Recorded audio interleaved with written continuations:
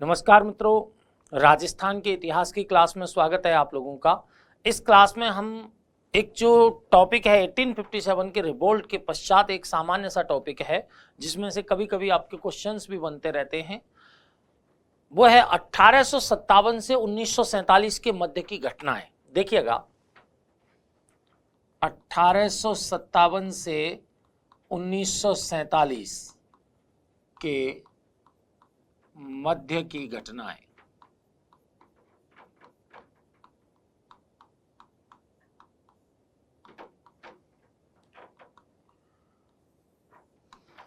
अगर हम इन घटनाओं पर गौर करें कि भाई राजस्थान में ऐसे क्या क्या आपके इम्पैक्ट आए हैं जो इंडियन हिस्ट्री से रिलेटेड हैं घटनाक्रम, लेकिन यहाँ राजस्थान के इतिहास में भी अपना प्रभाव छोड़ रहे हैं, उन्हीं में आपके देखिएगा।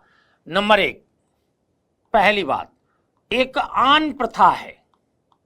आन प्रथा, आन प्रथा से यहां पर तात्पर्य था महाराणा की सौगंध। महाराणा की सौगंध।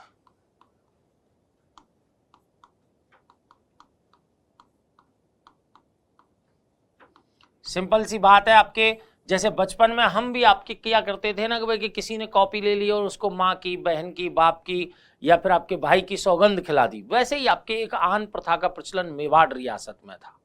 इसका अर्थ होता था महाराणा की सौगंध। मेवाड़ के जो व्यापारी थे वो पारस्परिक लेन देन में इस प्रथा का प्रयोग किया करते थे। इससे उनको जो लिक्विड मनी है वो रखने की आवश्यकता नहीं होती थी। खुद महाराणा ने भी इसे कानूनी वैधता दे रखी थी। लेकिन 1863 ईस्वी में अंग्रेजी प्रभाव के कारण इस प्रथा को अव्यवहारिक मानते हुए गैरकानूनी घोषित कर दिया जाता है। ठीक है, इसी कारण इस प्रथा की पुनर्बहाली के उद्देश्य से, इस प्रथा की पुनर्बहाली के उद्देश्य से 1864 ईस्वी में मेवाड़ के इतिहास की पहली आम हड़ताल का आयोजन नगर व्यापारी चंपालाल के नेतृत्व में किया गया। तो देखिएगा, मेवाड़ के व्यापारी, मेवाड़ के व्यापारी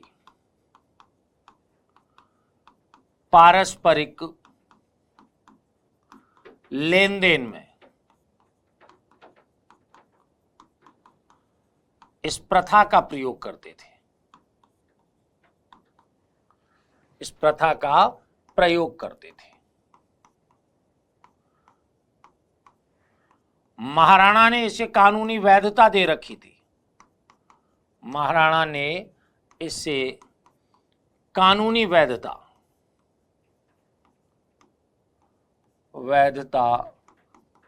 दे रखी थी। महाराणा ने इसे कानूनी वैधता दे रखी थी।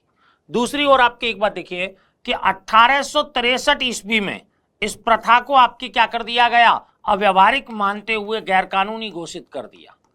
इससे आपके व्यापारियों को नुकसान हुआ। अब उन्हें लिक्विड मनी रखने की आवश्यकता पड़ने लगी। इसी कारण 1864 ईस्वी में नगर व्यापारी चंपालाल के नेतृत्व में, नगर व्यापारी कौन थे, चंपालाल के नेतृत्व में मेवाड़ के इतिहास की पहली आम हड़ताल का आयोजन किया गया ताकि आपकी इस प्रथा की पुनर्बहाली हो सके। इस प्रथा की पुनर्बहाली के उद्देश्य से यह आम हड़ताल आयोजित की जाती है।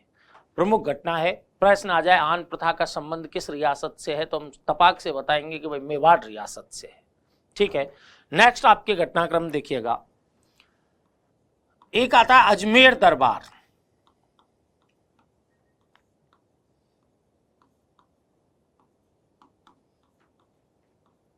(1870) ईस्वी में आपके अजमेर दरबार है। हुआ क्या था, लॉर्ड मेयो जो कि उस समय वायसराय थे, मेयो आपके राजस्थान आगमन हुआ उनका। लॉर्ड मेयो का आपके राजस्थान आगमन हुआ और इन मेयो के स्वागत के लिए कौन सा दरबार आयोजित किया गया है, अजमेर दरबार आयोजित किया गया। स्वागत हेतु आपके कौन सा दरबार है, अजमेर दरबार है। लॉर्ड मेयो जिन्हें वित्तीय विकेंद्रीकरण का जनक माना जाता है, वित्तीय विकेंद्रीकरण का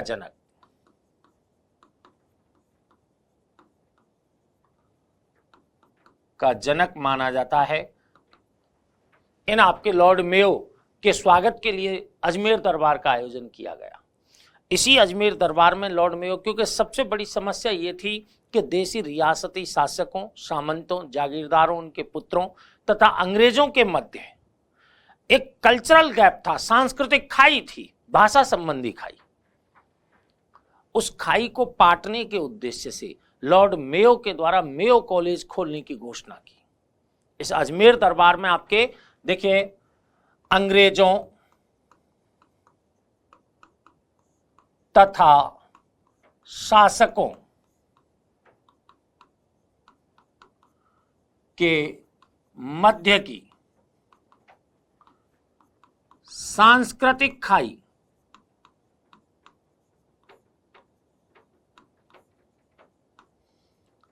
को पाटने के उद्देश्य से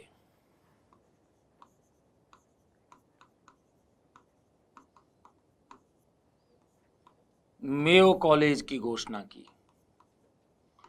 मेयो कॉलेज खोलने की घोषणा की। और इस मेयो कॉलेज की स्थापना कब जाकर के होती है? 1875 ईस्वी में जाकर के स्थापित हो जाता है। घोषणा 1870 ईस्वी के आपके जो अजमेर दरबार है उसमें हो जाती है और 1875 ईस्वी में जाकर के मेयो कॉलेज है ये भी स्थापित हो जाता है, जहां राजा महाराजाओं के बच्चों और सामंतों और जागीरदारों के बच्चों का जो शिक्षण का कार्य है, अंग्रेजी शिक्षण का कार्य है, वो यहाँ संपादित होता था। उन्हें आपके किसमें जो यूरोपीय ढंग है वो उनको सिखाया जा रहा था, जिससे कि आपके यूरोप की जो सामग्री है उसके अधिक से अधिक उपभोक्ता यहाँ पर बन सकें और वो अंग्रेजी रंग में रंग सकें। ठीक है। तीसरी बात, दिसंबर 1875 ईस्वी की बात है। दिसंबर 1875 ईस्वी में प्रिंस अल्बर्ट हैं। कौन से हैं? Prince Albert. प्रिंस अल्बर्ट का भारत आगमन हुआ और इनके स्वागत के लिए कलकत्ता दरबार का आयोजन किया गया। स्वागत के लिए कौन सा दरबार आयोजित किया गया है? कलकत्ता दरबार का आयोजन किया गया। इस कलकत्ता दरबार से प्रिंस अल्बर्ट हैं वो कहां पर आए? कलकत्ता दरबार से प्रिंस अल्बर्ट आपके जयपुर भ्रमण पर आए। और जयपुर में इस समय शासक कौन थे? राम सिंह द्वितीय। जयपुर के शासक कौन थे? राम सिंह द्वितीय। ठीक है। तो जयपुर में उनके आगमन को चिरस्थायी बनाने के उद्देश्य से महाराजा राम सिंह के द्वारा इनके हाथों अल्बर्ट हॉल की नींव डलवाई गई। इनके हाथों अल्बर्ट हॉल की नींव डलवाई गई। इस अल्बर्ट हॉल के जो डिजाइनर थे, वास्तुकार थे, वो डिजाइनर थे आपके sir Swinton Jacob. Swinton Jacob किसके डिजाइनर थे? इस अल्बर्ट हॉल के डिजाइनर थे। और इस अल्बर्ट हॉल का अगर उद्घाटन पूछ लिया जाए कि भाई उद्घाटन किसने किया है, तो sir Edward Bradford, sir Edward Bradford के द्वारा आपकी किसका उद्घाटन किया गया है? इस अल्बर्ट हॉल का उद्घाटन किया गया है। तो दिसंबर 1875 ईस्वी में प्रिंस अल्बर्ट का जब भारत आगमन हुआ तो उनके स्वागत के लिए कलकत्ता दरबार का आयोजन हुआ। जब वो जयपुर यात्रा पर आ रहे थे उससे पहले ही आपके महाराजा राम सिंह सेकंड के द्वारा गुलाबी रंग से पुतवा दिया गया जयपुर को उनके स्वागत के लिए, और उनके आगमन को चिरस्थायी बनाने के उद्देश्य से जयपुर में आपके अल्बर्ट हॉल की नींव उनके हाथों से रखवाई, जिसके डिजाइनर आपके कौन थे? सर स्विंटन जैकब थे। और इसका उद्घाटन सर एडवर्ड ब्रैडफोर्ड के द्वारा किया जाता है। यह घटनाक्रम हुआ। नेक्स्ट आपके देखिए 1870 महारानी थी आपके यहां पर विक्टोरिया। 1876 ईस्वी की बात है। महारानी आपके कौन है? विक्टोरिया। महारानी विक्टोरिया के द्वारा कैसर ए हिंद की उपाधि धारण की गई। कैसर ए हिंद की उपाधि धारण की गई। कैसर ए हिंद अर्थात भारत की साम्राज्ञी की उपाधि धारण की है।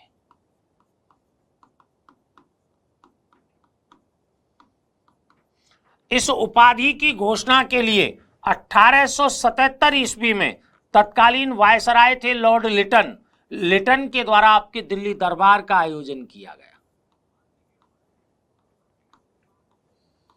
दिल्ली दरबार का आयोजन किया। और इस दिल्ली दरबार में इन साम्राज्ञी का सलाहकार किसे? महाराजा राम सिंह सेकंड को बना दिया गया। राम सिंह द्वितीय को आपके क्या बना दिया गया? साम्राज्ञी का सलाहकार बना दिया गया दिल्ली दरबार में। ठीक है, लेकिन जिस समय इस दिल्ली दरबार का आयोजन हुआ उस समय लगभग आपके अधिकांश भारतीय क्षेत्रों में अकाल पड़ा हुआ था। पब्लिक आपके त्राहिमाम कर रही थी और यहां करोड़ों रुपया आपकी दिल्ली दरबार में शान शौकत पर लिटन के द्वारा खर्च किया जा रहा था। ऐसा नहीं है कि लिटन आपके इतना मूर्ख था, यहां पर आपके साहित्य के बहुत बड़े ज्ञाता थे लिटन। इन्हें ओवन मेरिडिथ के नाम से जाना जाता है, ओवन मेरिडिथ के नाम से जाना जाता है, लेकिन प्रतिक्रियावादी व्यक्ति थे। लिटन की नीतियों की आलोचना के तहत आपके जो उस समय देसी भाषा के समाचार पत्र हैं उनमें एक पंक्ति छापी गई कि जब रोम जल रहा था तब नीरो बंसी बजा रहा था। जब रोम जल रहा था तब नीरो बंसी बजा रहा था। इससे नाराज होकर के लिटन के द्वारा 1878 ईस्वी में 1878 ईस्वी में वर्नाकुलर प्रेस एक्ट जारी करते हुए देसी भाषा के समाचार पत्रों पर प्रतिबंध आरोपित कर दिए। कुछ अखबार तो रातों ही रात में आपके अंग्रेजी में प्रकाशित हो गए थे। इस वजह से वो इससे बच गए, क्योंकि देसी भाषाओं के समाचार पत्रों पर यह प्रतिबंध आरोपित किया गया था। नेक्स्ट आपके हम बात करें, देखिएगा कि दिल्ली दरबार एक तो 1877 ईस्वी का हुआ। अब क्या हुआ, 1902 में एडवर्ड सप्तम का राज्याभिषेक समारोह होता है। एडवर्ड सप्तम का राज्याभिषेक समारोह होता है। एडवर्ड सप्तम का राज्याभिषेक समारोह हुआ। इस राज्याभिषेक समारोह में भाग लेने के लिए जयपुर महाराजा माधो सिंह गंगा जल के बर्तनों को आपके भर करके कहां गए? इंग्लैंड गए। गंगा जल पीते थे इसलिए गंगा जल लेकर के गए अपने पीने के लिए, वहां कहां मिलेगा। ठीक है, इस राज्याभिषेक समारोह की घोषणा के लिए इस समय आपके तत्कालीन वायसराय थे करजन के द्वारा आपके 1903 ईस्वी में दिल्ली दरबार का आयोजन किया। किसका आयोजन किया है? दिल्ली दरबार का आयोजन किया। अब देखिए इस दरबार की सबसे खास बात क्या है कि इस दरबार में शामिल होने के लिए मेवाड़ के महाराणा फतेह सिंह आ रहे थे। मेवाड़ के महाराणा फतेह सिंह कौन से दरबार में? इस दिल्ली दरबार में भाग लेने के लिए आ रहे थे।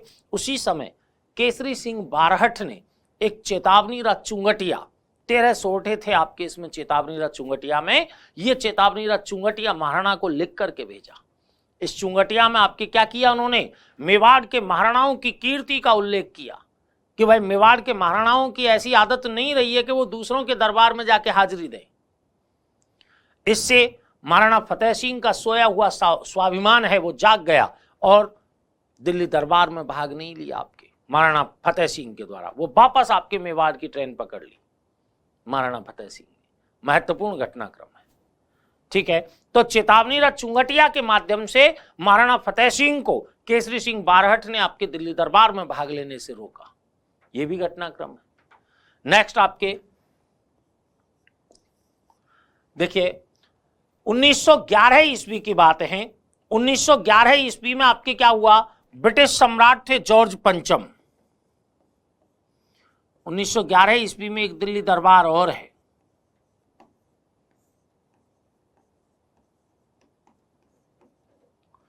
इस समय अगर देखें तो ब्रिटिश सम्राट आपके कौन थे? जॉर्ज पंचम।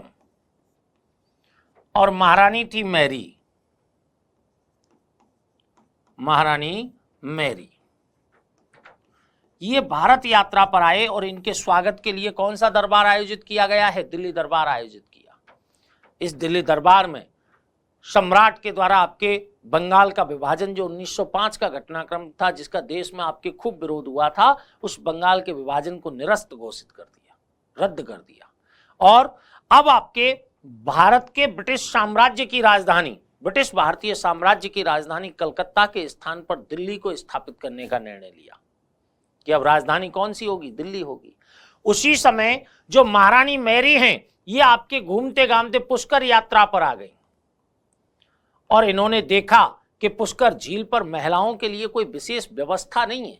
इसलिए यहां पर आपके एक जनाना घाट का निर्माण महारानी मैरी के आदेश से करवाया गया। इसे आपके किस नाम से? मैरी घाट। और बाद में गांधी जी की अस्थियों का भी यहां पर कुछ विसर्जन किया गया था, इसलिए गांधी घाट के नाम से भी इसे जाना जाता है। तो मैरी घाट और गांधी घाट का आपके यहां पर महारानी मैरी के आगमन पर निर्माण हुआ था पुष्कर में। ये घटनाक्रम आपके दिल्ली दरबारों से रिलेटेड जो राजस्थान के घटनाक्रम को अपने में लिए हुए। अब एक जो सबसे महत्वपूर्ण घटनाक्रम है उस पर हम बात करें। यहां पर देखिए कि बीकानेर के महाराजा थे गंगा सिंह। बीकानेर के महाराजा कौन हैं? गंगा सिंह।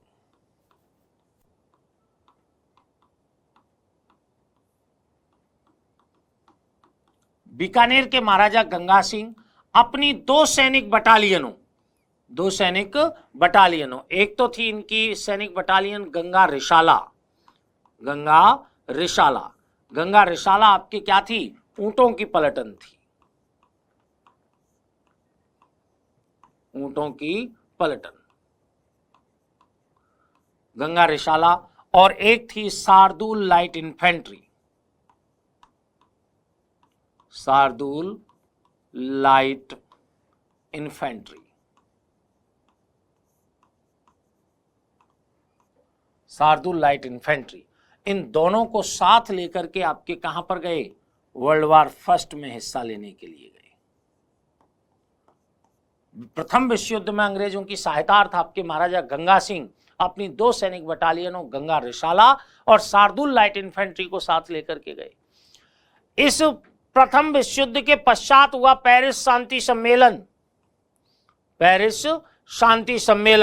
तो पेरिस शांति सम्मेलन में एक पूर्ण सत्तायुक्त आपके व्यक्ति के रूप में किनके द्वारा? महाराजा गंगा सिंह के द्वारा हिस्सा लिया गया।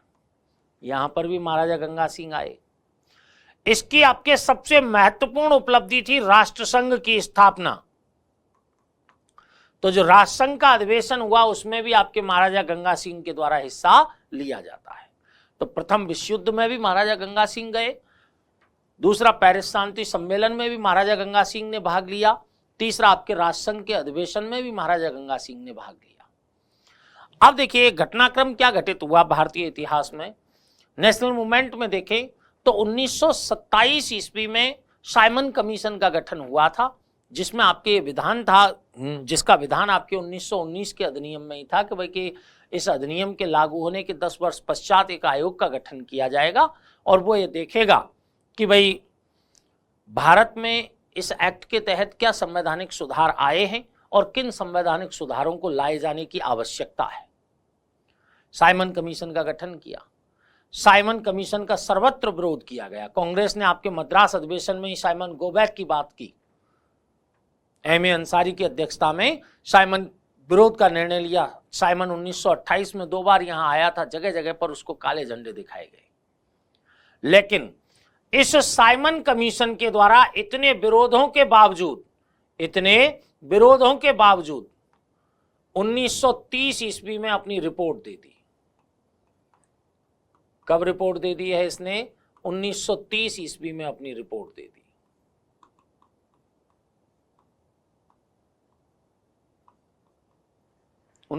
ईस्वी में अपनी रिपोर्ट दे दी। ठीक है, रिपोर्ट दी। इस रिपोर्ट पर आपके 3 राउंड टेबल कॉन्फ्रेंसों का आयोजन किया गया, गोलमेज सम्मेलनों का आयोजन किया गया। राउंड टेबल कॉन्फ्रेंस आपके फर्स्ट, सेकंड और राउंड टेबल कॉन्फ्रेंस थर्ड।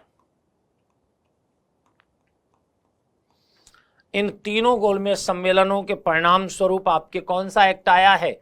1935 का एक्ट आया। इस एक्ट में आपके एक संघ का प्रावधान था, संघ का प्रावधान था। इस संघ का स्वरूप कैसा हो, इस संघ का स्वरूप कैसा हो, उसके निर्धारण के लिए एक फेडरल स्ट्रक्चर कमेटी का गठन किया गया था।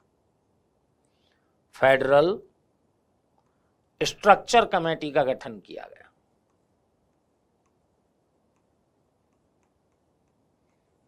फेडरल स्ट्रक्चर कमेटी का गठन किया और इस फेडरल स्ट्रक्चर कमेटी का सदस्य किसको बनाया गया? महाराजा गंगा सिंह को। इस आपके जो संघ था इसमें बड़ी रियासतों के रोल को तो महत्व दिया गया, लेकिन छोटी रियासतों की कहीं ना कहीं अनदेखी की गई। इस वजह से धौलपुर नरेश थे उदयभान सिंह, उन्होंने पटियाला नरेश के साथ मिलकर के धौलपुर पटियाला योजना प्रस्तुत कर दी थी, जिससे कि आपके आगामी जो प्रस्तावित संघ है उस संघ में छोटी रियासतों की अनदेखी ना हो सके। धौलपुर पटियाला योजना आपके महाराजा उदयभान सिंह धौलपुर के द्वारा पटियाला नरेश के साथ मिलकर के प्रस्तुत की गई थी। और क्या हुआ देखिए, महाराजा गंगा सिंह आपके फर्स्ट राउंड टेबल कॉन्फ्रेंस में हिस्सा लेने के लिए गए। इनके साथ थे आपके Dholpur Maharaja Udaybhan Singh, Dholpur Maharaja Udaybhan Singh first round table conference में इनके साथ गए थे। और एक थे अलवर महाराजा जयसिंह, अलवर महाराजा जयसिंह, धौलपुर महाराजा उदयभान सिंह और बीकानेर महाराजा गंगा सिंह, तीनों की तीनों प्रथम गोलमेज सम्मेलन में भाग लेने के लिए गए। महाराजा गंगा सिंह, जिन्हें राजस्थान के भागीरथ के नाम से भी जाना जाता है, गंगा नहर लेकर के आए थे ना यहाँ पर, ये द्वितीय राउंड टेबल कॉन्फ्रेंस में भी हिस्सा लेने के लिए गए। तृतीय में भी हिस्सा लिया है इन्होंने, लेकिन जब द्वितीय गोलमेज सम्मेलन में हिस्सा लेने के लिए गए तो उसी समय दो व्यक्ति थे आपके चंदनमल बेहड, चंदनमल बेहड और आपके स्वामी गोपाल दास, स्वामी गोपाल दास। इन्होंने बीकानेर एक दिग्दर्शन, बीकानेर एक दिग्दर्शन, बीकानेर एक दिग्दर्शन नामक जो पुस्तिका है वो गोलमेज सम्मेलन में आए प्रतिनिधियों में बंटवा दी फ्री में। इससे क्या हुआ, इसमें बीकानेर की स्थिति का सचित्र वर्णन कर रखा था, आपकी आंखों देखा हाल आपके दे रखा था। इससे महाराजा गंगा सिंह को अंतर्राष्ट्रीय स्तर पर शर्मिंदा होना पड़ा। अंतर्राष्ट्रीय स्तर पर वो शर्मिंदा हुए और उन्होंने बीकानेर लौट करके चंदनमल बेहड, स्वामी गोपाल दास और इनके साथियों पर 1932 ईस्वी में बीकानेर षड्यंत्र केस चलाया, जिसमें इन अभियुक्तों की पैरवी करने का काम किया था सुप्रसिद्ध वकील रघुवर दयाल गोयल और मुक्ता प्रसाद के द्वारा। सुप्रसिद्ध वकील रघुवर दयाल गोयल और मुक्ता प्रसाद ने इन अभियुक्तों की पैरवी यहां पर बीकानेर षड्यंत्र केस के अंतर्गत की। महाराजा गंगा सिंह नामचीन व्यक्ति थे। जब आपके देखिए एक और खास बात आपकी क्या है कि जब Maharaja Ganga Singh first world war में हिस्सा ले रहे थे उस समय आपके युद्ध मंत्रिमंडल की बैठक का आयोजन हुआ था, कहां पर? लंदन में। उस युद्ध मंत्रिमंडल की बैठक से लौट रहे थे, वापस बीकानेर की ओर आ रहे थे भाग लेकर के उसमें। उसी समय एक भारत सचिव थे ऑस्टिन चैम्बरलिन। भारत सचिव कौन थे? Austin Chamberlain. ऑस्टिन चैम्बरलिन ने महाराजा गंगा सिंह से कहा कि भाई वो देसी रियासतों की समस्याएं क्या हैं भारत में और आपके भारतीयों की क्या समस्याएं, उनको लिपिबद्ध करके जरा भेजो आपके कि हम क्या क्या कदम और उठा लें, वहां पर सुझाव दो आप। महाराजा गंगा सिंह ने बीकानेर लौट करके एक पत्र के माध्यम से एक आपके नोट तैयार किया, नोटशीट तैयार की, जिसमें उन्होंने कहा कि भारत को साम्राज्य के अंतर्गत स्वराज्य प्रदान कर दो, डोमिनियन स्टेटस दे दो भारत को, और दूसरा आपके कि देसी राजाओं के एक संघ का निर्माण कर दो, देसी राजाओं के एक संघ का निर्माण कर दो, जिससे देसी राजाओं को अगर कोई समस्या है तो वो उस मंच पर आकर के आपके सामने रखें उनको। इससे आपके क्या होता है कि जो असंतोष पनपता है लोगों के अंदर, वो असंतोष धीरे धीरे झाग की तरह बैठ जाता है। इसी संदर्भ में आपके एक नोट तैयार करके ऑस्टिन चैम्बरलिन को भेजा, जो रोम नोट के नाम से प्रसिद्ध हुआ। रोम नोट आपके किसके लिए है? महाराजा गंगा सिंह से जुड़ा हुआ है, जो ऑस्टिन चैम्बरलिन को इन्होंने भेजा था। रोम में प्राप्त होने के कारण रोम नोट आपके नाम से वो जाना गया है। नेक्स्ट आपके देखिएगा, मैंने बताया कि महाराजा गंगा सिंह ने देसी राजाओं के एक संघ के निर्माण की बात की थी। हालांकि इसी तरह के एक संघ का विधान 1919 के अधिनियम में भी आया था। 1919 के अधिनियम में भी ये कहा गया था कि भाई देसी राजाओं का एक संघ होना चाहिए, और 1919 के अधिनियम की अनुपालना में 1921 ईस्वी में चैम्बर ऑफ प्रिंसेस का गठन कर दिया गया। चैम्बर ऑफ प्रिंसेस का गठन कर दिया। कब गठन हुआ है इसका? 1921 ईस्वी में। और इसका उद्घाटन कहां पर हुआ है? उद्घाटन हुआ था इसका Lal Qila, Delhi.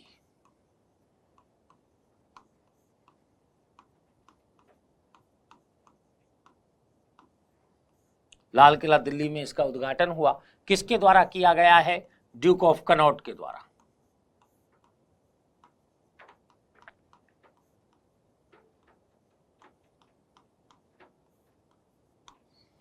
Duke of Connaught ने आपके किसका उद्घाटन कर दिया? नरेंद्र मंडल का उद्घाटन किया है, या चैम्बर ऑफ प्रिंसेस का। बाद में आपके इस चैम्बर ऑफ प्रिंसेस को ही आपके अलवर महाराजा थे जयसिंह, अलवर महाराजा जयसिंह के सुझाव पर इसको नाम क्या दे दिया गया है? नरेंद्र मंडल नाम दे दिया गया है। महाराजा जयसिंह कहां के हैं? अलवर के हैं।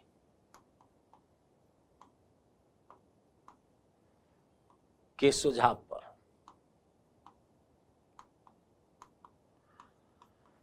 महाराजा जयसिंह अलवर के सुझाव पर इस नरेंद्र मंडल को क्या नाम दे दिया गया है? नरेंद्र मंडल नाम दे दिया गया है चैम्बर ऑफ प्रिंसेस को।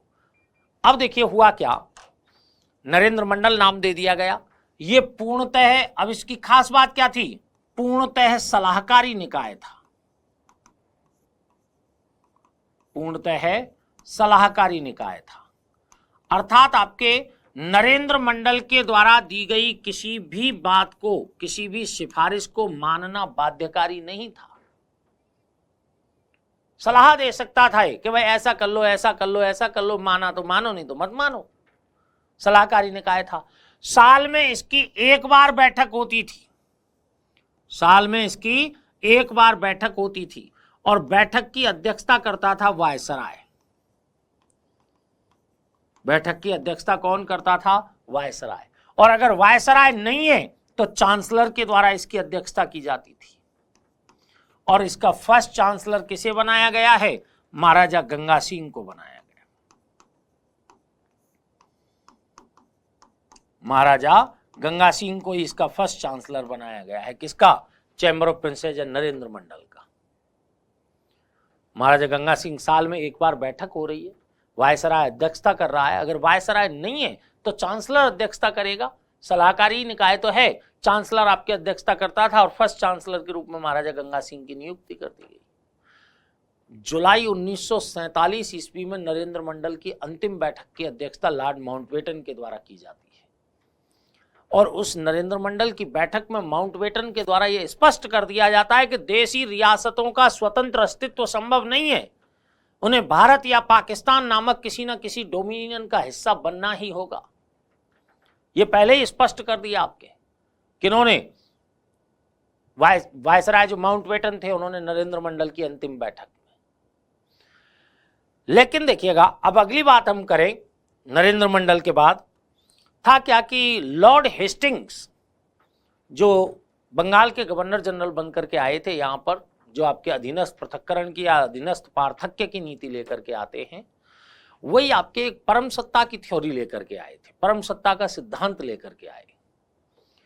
अब उस परम सत्ता के तहत आपके परम सत्ता के रूप में किसकी? ब्रिटिश सत्ता की स्थापना कर दी गई। कि परम सत्ता कौन है? कि ब्रिटिश सत्ता है, उसकी स्थापना कर दी गई। अब हुआ क्या कि उस परम सत्ता का बहाना ले लेकर के बार बार आपके इनके कार्यों में अवरोध उत्पन्न किया जा रहा था। देशी राजाओं को बार बार अपमानित किया जा रहा था जगह जगह पर।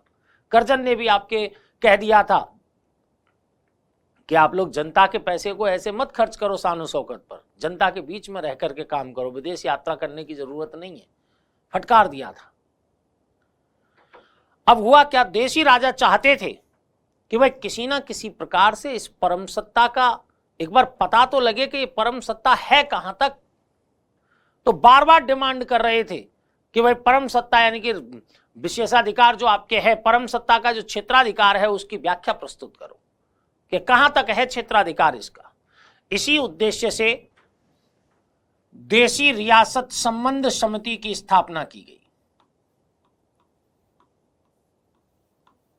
देशी रियासत संबंध समिति की स्थापना की गई।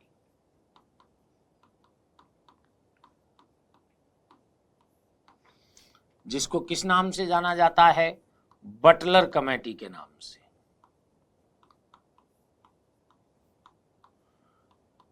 कब आपकी स्थापना हो गई इसकी? 1927 में। काम क्या करना था इसको? देशी रियासतों और ब्रिटिश सरकार के मध्य संबंधों की व्याख्या करनी थी। मूल बात थी कि परम सत्ता कहां तक विस्तारित है, क्षेत्राधिकार परम सत्ता का वो आपके डिसाइड करना था। इसके अध्यक्ष बनाया गया था सर हरकोट बटलर को।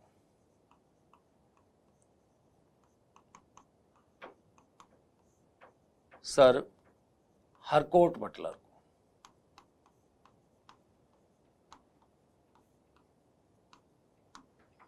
और इसके सदस्य थे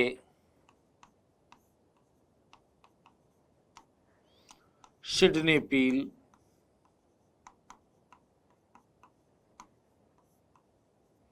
और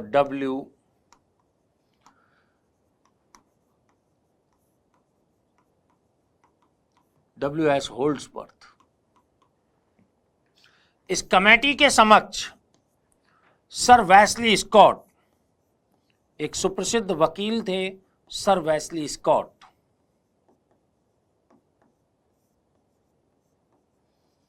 देशी राजाओं का पक्ष रखा।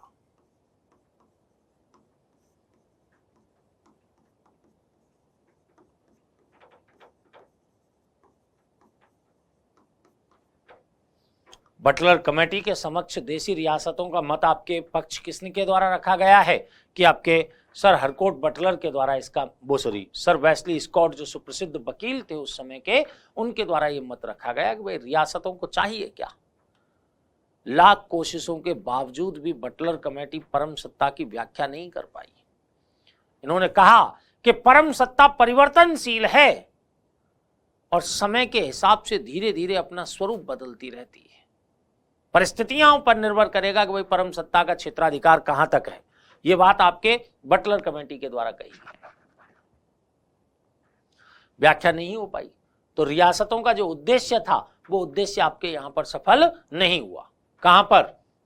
बटलर कमेटी के सामने। ऐसे कुछ एक घटनाक्रम आपके 1857 से 1947 के मध्य हुए।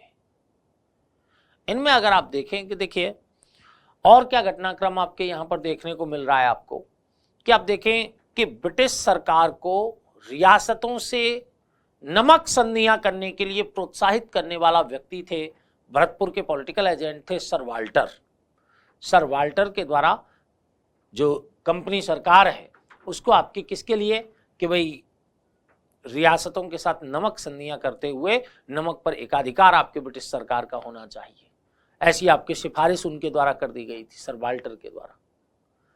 कुछ एक घटनाक्रम हमको आपके यहाँ के इस घटनाक्रम में दिखाई देते हैं। जैसे आपके देखिए हमने अभी तक आपके इसमें बात की है, 4-5-6 बिंदुओं पर बात की है। हमने आपके बताया आन प्रथा का, कि आन प्रथा का प्रचलन कहां पर था? कि भाई मेवाड़ में था। नगर व्यापारी चंपालाल के नेतृत्व में मेवाड़ के इतिहास की पहली आम हड़ताल का आयोजन इस आन प्रथा की बहाली के उद्देश्य से ही की जाती है। दूसरी बात हमने आपके यहाँ बताई आपको कि अजमेर दरबार जिसमें मेयो कॉलेज खोलने की घोषणा की गई, जो 1875 में जाकर के स्थापित हुआ है। तीसरी बात प्रिंस अल्बर्ट की दिसंबर 75 में आपकी क्या हुई है? भारत यात्रा। उनके स्वागत के लिए कौन सा दरबार आयोजित किया गया है? कलकत्ता दरबार। उन्होंने जयपुर में अल्बर्ट हॉल की नींव डाली है। अल्बर्ट हॉल के वास्तुकार कौन है? कि सर स्विंटन जैकब हैं। और अल्बर्ट हॉल का आपके उद्घाटन किन्होंने किया है? सर एडवर्ड ब्रैडफोर्ड के द्वारा किया गया है। महारानी विक्टोरिया ने जब कैसरे हिंद की उपाधि धारण की तो लिटन के द्वारा दिल्ली दरबार का आयोजन किया गया था, जिसमें आपके महाराजा राम सिंह द्वितीय को काउंसिल टू द एम्प्रेस नियुक्त कर दिया गया, साम्राज्ञी का सलाहकार नियुक्त कर दिया गया।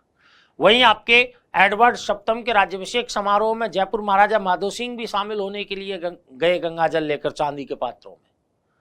और इसकी घोषणा के लिए आपके दिल्ली दरबार का जो आयोजन हुआ उसमें 1902-3 का है आपके घटनाक्रम।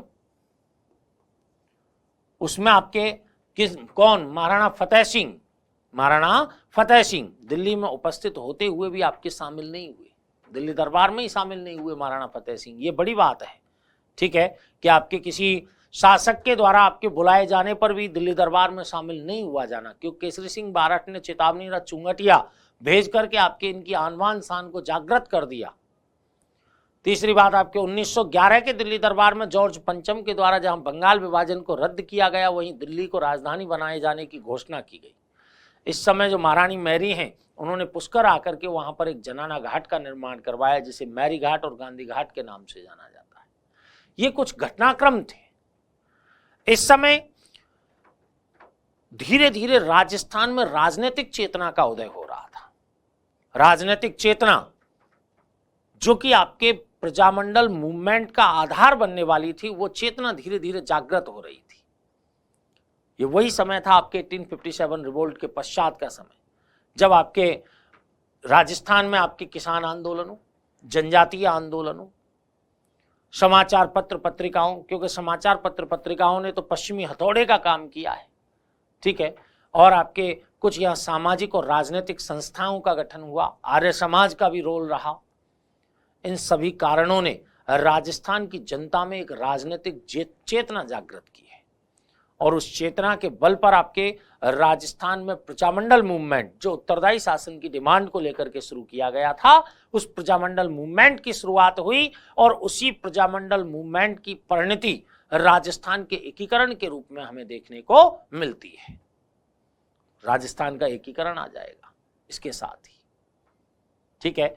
तो अब हमारे जो टॉपिक यहां पर रहने वाले हैं, उन टॉपिकों में विशेष क्या रहेंगे? विशेष आपके टॉपिक रहेंगे हमारे कि भाई किसान आंदोलन कौन कौन से हुए हैं, यहां पर जनजातीय आंदोलन कौन कौन से रहे हैं, समाचार पत्र पत्रिकाओं का क्या रोल रहा है राजनीतिक चेतना के जागरण में, यहाँ की राजनीतिक और सामाजिक संस्थाएं कौन कौन सी रही हैं, आर्य समाज ने क्या रोल प्ले किया है, ठीक है। और फिर आपके इस पर बेस बना करके प्रजामंडल मूवमेंट राजस्थान में किस प्रकार हुआ है, और एकीकरण में आपके कौन कौन से घटनाक्रम यहाँ घटित हुए हैं। कुछ क्रांतिकारी घटनाक्रम भी है जो राजनीतिक आंदोलन को, यानी कि राजनीतिक जो चेतना है उसको जागृत करने का काम करते हैं। कौन? क्रांतिकारी चरण, ठीक है। तो नेक्स्ट जो हमारा टॉपिक होगा इस घटनाक्रम के पश्चात, वो टॉपिक होगा राजस्थान में राजनीतिक चेतना का जन्म और किसान आंदोलन, किसान और जनजातीय आंदोलन, ठीक है। तो हम नेक्स्ट टॉपिक के साथ, राजस्थान में राजनीतिक आंदोलन के साथ आपसे मुलाकात करेंगे। तब तक के लिए धन्यवाद।